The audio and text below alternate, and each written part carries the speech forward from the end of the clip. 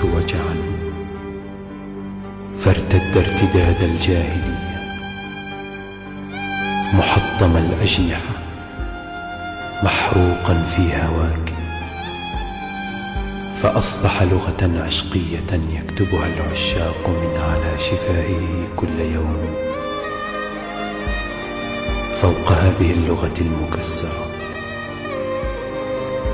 أجلس في ثنايا الليل أرقب دمعة ينجد أسريات المعتقة، منذ أن بدأت تغادرين ندو سابق إنذار منارات قلبي.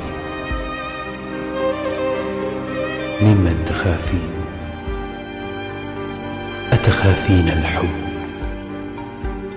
ربما أنك لا تسمعين أغنية الرماد،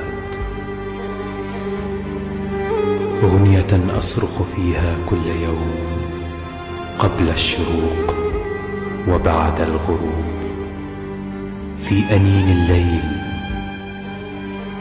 إنها تسابيح ليلية خلقتها لك وحدك،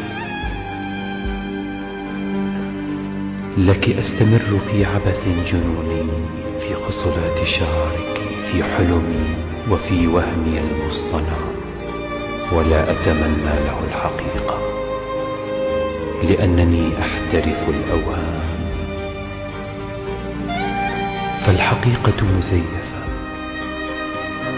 وقد تستغربين بأن أطرق بابك بالمزيفة، فدائما ما تلهمني الذات بزيف من يحاولون أن يسرقوا مني تراتيل عشقي وطقوسي العشقية. أراك ورأيتك وأشكر ذاتي على عجلة الاتصال الروحي لكي أراك، وأنت من فتح لها 1000 باب غير ذاك الباب وحسبتك إلا أنت.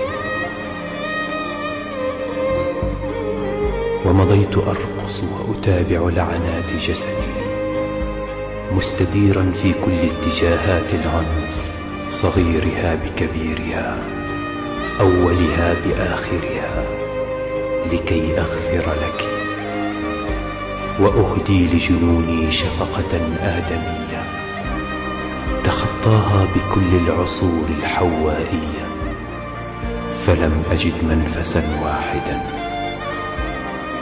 فاخترت كبسولة من دواء النسيان الأبدي لا مسكنا، لأن من يغرق فيك يمضي نحوك كرمح يستقر بلا هدف. هذه هي لغتي العشقية، أرسلها لك لعلك ترتدين.